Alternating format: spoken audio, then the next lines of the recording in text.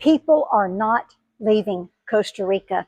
There is no mass exodus, regardless of what you may see claimed on other YouTube channels. Welcome back. This is Sharma Roussel, living in Grecia, sharing information about moving to Costa Rica and retiring in Costa Rica. But we've looked at several issues related to claims made on other YouTube channels. Some of those things I have refuted. The last thing I want to talk about is why I love living in Costa Rica and why so many people love living in Costa Rica. One of the first things is the beauty of the natural world, which is all around us. I live in a community with walking trails that wind through a botanical garden, and it's very, very nice.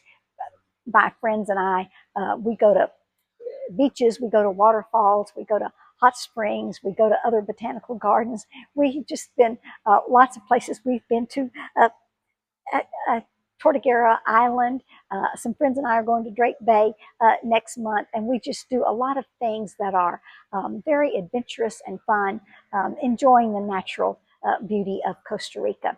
The people here are very friendly, despite what you may have seen claimed on other YouTube videos. I have never encountered anyone who resented Americans being here.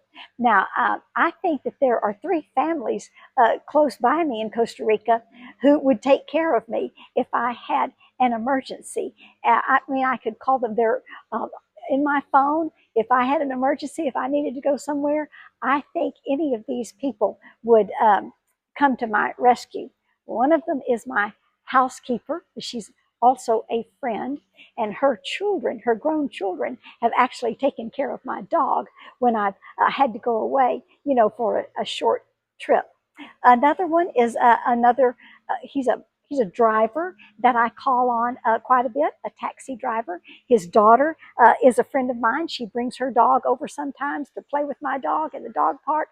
I've been over to their house, and I think that if I called on him and said, "Hey, I'm sick and I need to go to the doctor, I need to go to a clinic," I think he would drop whatever he was doing and come and get me.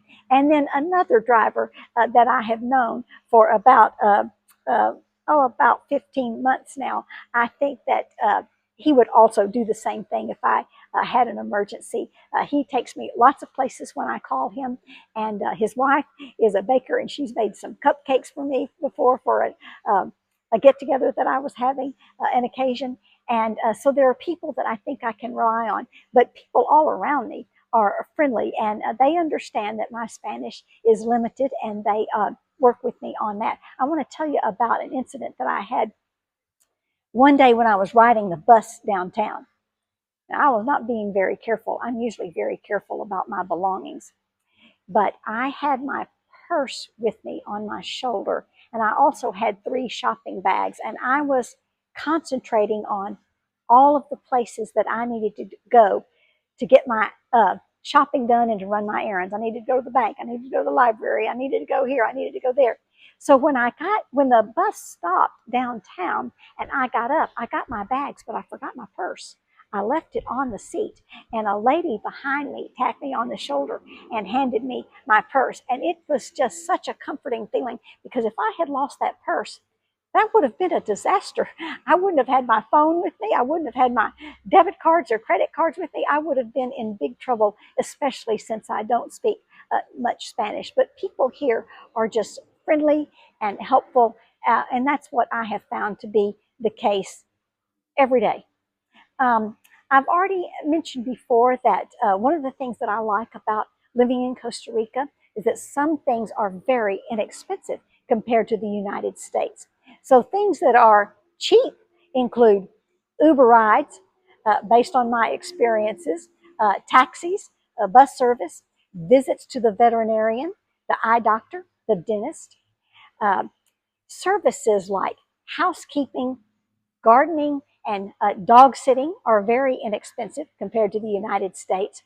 Car repairs can be inexpensive, and that just depends. My friend Sandra at one point had a car issue, and she was about to leave on a trip back to the United States, and we were very worried about how long it might take and how expensive it might be. And we discussed, well, she could leave her car there at the mechanic's office while she was gone, in the United States.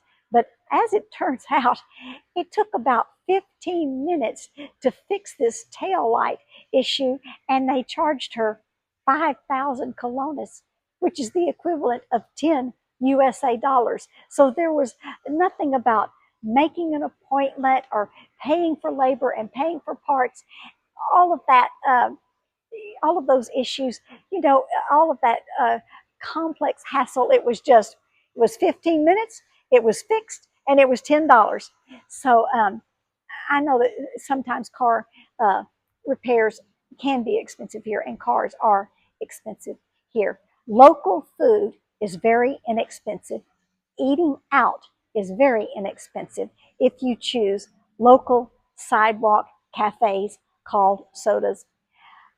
The utility bills are very, very low. There is no gas bill.